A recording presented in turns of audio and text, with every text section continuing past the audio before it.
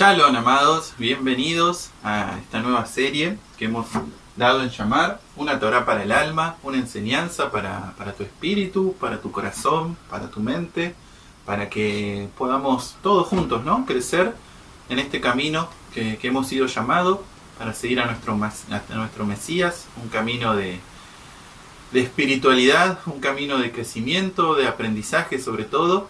Y bueno, la intención de esta serie es poder ser una herramienta, un instrumento que puedas tener en tu vida para que puedas crecer, para que puedas aprender, así como también crezco y aprendo yo, ¿no? Así que bueno, espero que pueda ser de bendición. La idea es hacer videos cortos, enseñanzas cortas sobre la escritura, sobre la palabra de Elohim, y que podamos ir viendo que hay un poquito detrás de cada versículo, detrás de cada palabra. En este primer capítulo te voy a intentar mostrar de qué manera, cómo es el funcionamiento que vamos a tener, de cómo es la dinámica de este capítulo, para que puedas entender un poco cómo va a ser la dinámica de la serie y que podamos ir viendo y abordando distintos temas. La idea de este espacio, la idea de esta serie, de estos capítulos que vamos a hacer, como te decía, era ver un poquito detrás de lo que hay de cada palabra. Vamos a ver que en la palabra de Elohim, que en la Biblia, tenemos un versículo o un capítulo, y el primer entendimiento que podemos tener de eso es el sentido literal, lo que literalmente nos está diciendo ese versículo o ese capítulo. Pero vamos a ver que hay como otras capas, otras etapas, ¿no? Y podemos profundizar un poco y ver que, bueno, que además de ese significado literal, atrás había otro significado que podemos aplicar también. Y bueno, vamos a ir viendo un poquito las capas que hay detrás de los significados literales de la escritura. Por eso vamos a utilizar también bastante el hebreo en estos capítulos o en esta serie. Vas a ver que usemos el hebreo. Adonai quiera que aprendamos, que si nunca has visto nada en hebreo, ni una palabra en hebreo, puedas también familiarizarte con esto, empezar a aprender un poco, porque bueno, ciertamente más allá de que la escritura pueda estar escrita en hebreo, el hebreo, siendo sensatos, las tablas de piedra con las que bajó Moisés del monte Sinaí estaban en hebreo. El pueblo que escogió Elohim hablaba hebreo, Abraham hablaba hebreo, era un pueblo hebreo, además de porque hebreo significa que vivían del otro lado del río, del otro lado marcaba un territorio donde ellos vivían, en realidad, la palabra hebreo, pero también tiene que ver con que hablaban este idioma, el idioma hebreo. Y vamos a ver que dentro del idioma es un idioma muy, muy rico, porque es un idioma espiritual, y es un idioma que vas a ver que hay ciertas cosas que si no tenemos en cuenta el hebreo probablemente se nos escapen, no las podamos entender. Por eso en algunos temas, en algunos puntos, en algunas enseñanzas vamos a tocar el hebreo. Hoy va a ser un día de esos, en los cuales nos puede ayudar a entender mejor tal vez una palabra, o un versículo, o un capítulo, o toda una doctrina, toda una enseñanza que encontramos en la Biblia. Pero vamos a ir al punto. Te quiero mostrar unos ejemplos bíblicos de, en este caso, Pablo, haciendo esta aplicación, enseñándonos qué había detrás de lo literal de un versículo. Y después vamos a verlo en hebreo. Pero primero vamos a ver Pablo haciendo esto. Y un ejemplo es con respecto a un versículo que tenemos en Deuteronomio, capítulo 25, versículo 4, que dice: no pondrás bozal al buey que trilla. Pero ahora el apóstol Pablo en el Nuevo Testamento vas a ver que nos hace una aplicación más profunda de lo que literalmente pueda querer decir este versículo. Y eso lo hallamos en 1 Corintios, versículo 9:9, que nos dice: porque en la ley de Moisés, en Deuteronomio, está escrito: no pondrás bozal al buey que trilla. ¿Le preocupan a Dios los bueyes? ¿O lo dice precisamente por nosotros? Pues fue escrito por causa de nosotros, porque con esperanza debe arar el que ara, y con esperanza de tener su parte el que trilla. Fíjate que, te voy a leer otra cita antes de decirte la explicación. Pablo vuelve a tocar este tema en 1 de Timoteo, capítulo 5, versículo 18. Dice: porque la escritura dice: no pondrás bozal al buey que trilla, y digno es el obrero de su salario. Entonces fíjate que más allá de de lo que literalmente uno tenía que hacer con el buey, de que si iba a trillar con un buey no le debía poner bozal, con la idea de poder tener incluso amor por ese animal, entender que es un animal que siente, es un animal que sufre también. Entonces, bueno, debemos tener un cuidado por los animales. Bueno, ya en Génesis como que Adonai nos pone a cargo del cuidado de los animales, nos pone para enseñorar sobre los animales. Y bueno, tener en cuenta eso, ¿no? Pero fíjense que aquí el apóstol Pablo nos da una aplicación más profunda de lo que estaba queriendo decir el versículo, y tenía que ver con nosotros, con las personas, con aquellos que tal vez viven predicando el Evangelio, que han consagrado su vida para la prédica del Evangelio. Dice que son dignos de su salario. No le pongas un bozal a esa persona. Dale alimento. O sea, va a recibir porque es digno del trabajo que está haciendo. Entonces debe también recibir un salario, una retribución por eso. Entonces fíjate aquí que tenemos un ejemplo, lógicamente bíblico, pero del apóstol Pablo dándonos un entendimiento más profundo de lo que nos quería decir en la ley de Moisés en Deuteronomio 25:4 de no ponerle un bozal al buey que trilla. Quiero mostrarte dos ejemplos más. Otro también tiene que ver con Pablo, que encontramos en Génesis 22:18, que nos dice con respecto a la simiente. Dios, Elohim, hablándole a Abraham, le dice: y en tu simiente serán benditas todas las naciones de la tierra en recompensa por obedecer mi voz. Elohim le está diciendo a Abraham que en su simiente serán benditas todas las familias de la tierra. Ahora entendamos que simiente es descendencia. Esto puede estar hablando explícitamente de tu simiente de una persona, o puede hablar de muchas, porque en realidad simiente tiene que ver con descendencias, con generaciones que pueden venir. Pero el apóstol Pablo toma este versículo y en Gálatas 3:16 nos dice: ahora bien, las promesas fueron hechas a Abraham y a su descendencia. Fíjate que aquí aparece descendencia justamente porque es lo que puede significar simiente. Continúa diciendo, no dice y a sus descendencias, como en plural, como de muchas, sino como de una, y a tu descendencia, la cual es el Mesías, la cual es Cristo, dice aquí. Fíjate que este versículo en Génesis 22:18, nos estaba queriendo decir, nos estaba anunciando al Mesías. Desde ese versículo tal vez no es tan claro, pero el apóstol Pablo nos da la profundidad de ese versículo, que cuando Elohim le estaba diciendo a Abraham, en tu simiente serán benditas todas las naciones de la tierra, le estaba queriendo decir que esa simiente era el Mesías, y le estaba queriendo decir que de él, de su descendencia, iba a salir el Mesías. Una doble promesa que le estaba dando a Abraham, ¿no? Pero también lo podemos encontrar que esto no aparece, el apóstol Pablo no lo utiliza, por lo menos que yo conozca, pero en Génesis 3:15, donde nos dice, cuando está este conflicto en que la serpiente engaña a la mujer y todos empiezan a acusar, que Adán dice fue la mujer dice fue la serpiente. Bueno, Adonai decreta algo, da una profecía, que podríamos decir que es la primera profecía que encontramos en la palabra, que Génesis 3:15 dice, leo el 14 para contexto, entonces dijo Yahvé Elohim a la serpiente, por cuanto hiciste esto, maldita eres entre todos los animales y entre todas las bestias del campo, sobre tu vientre andarás y polvo comerás todos los días de tu vida. Y pondré enemistad entre ti y la mujer, y entre tu simiente y su simiente, él aplastará tu cabeza cuando tú hieras su calcañar.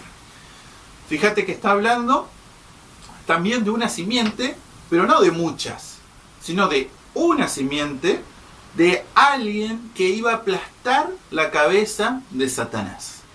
Por cuestiones de tiempo, que hoy nos toca vivir en este tiempo, en esta era presente, y por la gracia de nuestro Elohim, sabemos que esa simiente que aplastó la cabeza de Satanás es nuestro Mesías, es Yeshua, ¿no? Entonces vemos que aquí esa simiente también estaba haciendo alusión al Mesías y a la obra redentora que iba a hacer él, ¿no? En la cruz. Entonces fíjate que este versículo 3:15, que cuántas enseñanzas podemos ver detrás de esto, ¿no? Incluso en esta semana se va a subir, o si ya estás viendo esto tal vez ya se subió, hay una serie que estamos haciendo también de religiones heredadas, Y el capítulo que tocó ahora, que va a aparecer ahora, tiene que ver con el Mesías. ¿Quién es el Mesías? Desde un contexto hebreo, desde explicar el Mesías solamente con el Tanaj, con el Antiguo Testamento, no porque tengamos algo contra el Nuevo, sino para que podamos entender quién es el Mesías y cómo era desde cuando se nos anunciaba, ¿no? Antes de que Él viniera. Y ahí tocamos este tema y tocamos este versículo y hablamos un poquito más de la profundidad que tiene este versículo. Bueno, y te quiero compartir una más, que en este caso no aparece de algún apóstol que haya dado esta enseñanza, pero la podemos encontrar buscando en la Biblia. Fíjate lo que dice el Evangelio de Juan, capítulo 7, versículo 16, que dice: entonces Yeshua tomó la palabra y les dijo: mi doctrina no es mía, sino de aquel que me envió. Yo muchas veces seguí leyendo y bueno, me quedé atento esperando a ver cuál era la doctrina del Hijo, ¿no? Pero nunca me tomé el trabajo de decir, bueno, ¿y cuál es la doctrina del Padre? Porque sabemos que el que lo envió fue el Padre. ¿En algún lado de la Biblia dice cuál es su doctrina? ¿Por qué? Si sabemos que la doctrina no es de Yeshua, es de aquel que le envió, bueno, si encuentro la doctrina en la palabra de aquel que lo envió, voy a saber, en consecuencia, cuál es la doctrina del Hijo. Y fíjense qué interesante esto. En Proverbios, capítulo 4, versículo 2, entendamos que doctrina es una enseñanza, nos dice: porque os doy buena doctrina, buena enseñanza, no abandones mi Torá. Fíjense, ¿cuál es la doctrina del Padre? Porque el versículo 1 dice: oíd, hijos, la instrucción de un padre y está atento para adquirir entendimiento. Esto dice Proverbios 4.1. O sea, nos está hablando el Padre y el Padre me dice: mi doctrina es que no abandones la Torá. Entonces la doctrina del Hijo, si es la misma que la del Padre, debe ser que no abandonemos la Torá. Fíjate qué interesante y qué profundo y qué nos estaba queriendo decir el Mesías detrás, que mi doctrina no es mía, es la que el Padre me dio, en un punto incentivándonos a buscar cuál es esa doctrina del Padre, ¿no? Pero esta doctrina enseñó el Hijo también. Pasa que lamentablemente muchos tuercen y muchos terminan diciendo que el Hijo incluso hasta abolió la Torá en su redención en la cruz. Él clavó la ley, ¿no? Clavó la Torá y ya no tenés que seguir en eso, debes abandonar, porque si está abolido, bueno, lo abandono, no me interesa. Lamentablemente esto se enseña así. En la serie de religiones heredadas hablamos mucho de esto, pero déjame mostrarte algo interesante desde el hebreo con respecto a esto. Entendamos, y te voy a hacer una pequeña explicación, de que en realidad en hebreo es Torah. Ley es otra palabra. Lo que aparece como se ha traducido como ley, en realidad es Torah. Y Torah es una enseñanza, no se refiere solamente a los primeros 5 libros, o en realidad 4 libros, porque Génesis no encontramos una ley en ese sentido. Los siguientes 4 libros no se refiere a eso cuando alguien habla de Torah. En realidad cuando habla de Torah, está hablando de todo el Tanaj y todo el Nuevo Testamento, porque son enseñanzas de tu Padre de cómo debes vivir en esta tierra, de cómo tenés que vivir espiritualmente. Bueno, en fin, tenés enseñanzas para todo, de como un padre para con un hijo. Y eso es Torah. Entonces cuando yo te digo Torah, entendé que te estoy hablando en ese sentido hebreo, porque lo que se nos pone y se nos ha traducido como ley, en realidad es Torah. Por eso te digo Torah. Si no fuera así te diría ley, ¿no? Y es importante tener en cuenta, porque los apóstoles, siendo hebreos, siendo judíos, teniendo esa mentalidad, cuando ellos escribían de la ley, estaban escribiendo de la Torá en realidad. Entonces tener en cuenta eso también. Pero vamos a ver, no me voy a extender más, algo con respecto en hebreo. Y es la palabra redención. Porque muchos se dice, bueno, en la redención, en la cruz, el Mesías, ¿qué hizo? Abolió la Torá. Clavó la Torá en la cruz y ahora yo no tengo la obligación o la responsabilidad de tener que guardar esa Torá, guardar esa ley.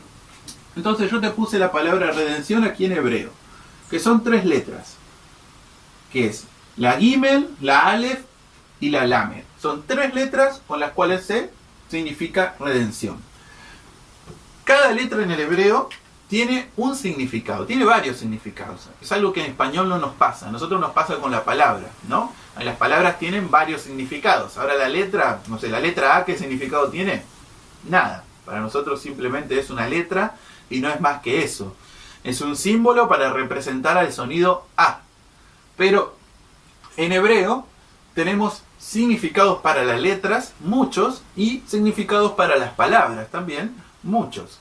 Entonces entender esto del hebreo, y yo lo que hice fue mostrarte qué significado tiene cada letra que forman la palabra redención. Entonces la primera letra, esta que es la Gimel, significa gracia. La gracia, el regalo que Adonai nos hace. Dentro de la palabra redención, recordad esto que es importante. La segunda letra, que es la Aleph, que es la primera del alefato, la primera de lo que vendría a ser el abecedario hebreo, es Elohim.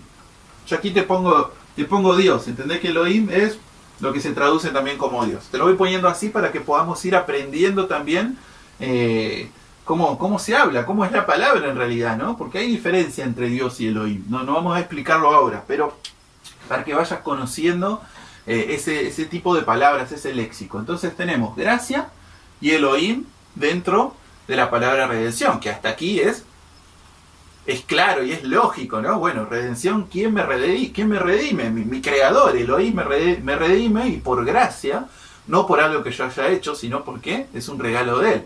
Pero fíjate lo que significa la tercera letra, que es la Lamed, y es enseñanza. Yo te puse ley porque vos seguramente vas a conocer ley, pero es Torah. Torah, ley, enseñanza, es lo que significa. Entonces fíjate vos qué interesante que en la palabra redención están unidas estas tres cosas: la gracia, Elohim, nuestro creador, y la ley, la Torah. Estas tres cosas hacen a tu redención. Por eso encontramos en el libro de Hebreos que nos dice: un nuevo pacto voy a hacer con ustedes. ¿Y qué voy a hacer? Voy a poner mi ley en vuestros corazones. Yo voy a ser el que los voy a redimir. Por mi gracia los voy a rescatar. Y en este pacto también está incluido, no está fuera, no está abolido, porque esto lo dice para estos tiempos: voy a poner mi ley en tu corazón. Y esto termina de completar lo que es la redención. Así que aquí podemos ver desde el hebreo cómo una palabra redención encerraba esto detrás, ¿no? Como esta pequeña palabrita en hebreo, estas tres letras en hebreo, fíjate toda la enseñanza que encontramos atrás. Encontramos básicamente la redención, la obra de la cruz de nuestro Mesías, a qué vino y de qué manera Él, de manera por lo menos superficial, Él te está redimiendo, ¿no? Esto que tiene que ver con la gracia y con su ley, con la Torá, puesta en tu corazón. Así que bueno, hermanos, espero que pueda ser de bendición este pequeño video, esta pequeña enseñanza. Comentanos, danos me gusta si te gustó, compartilo si te gustó.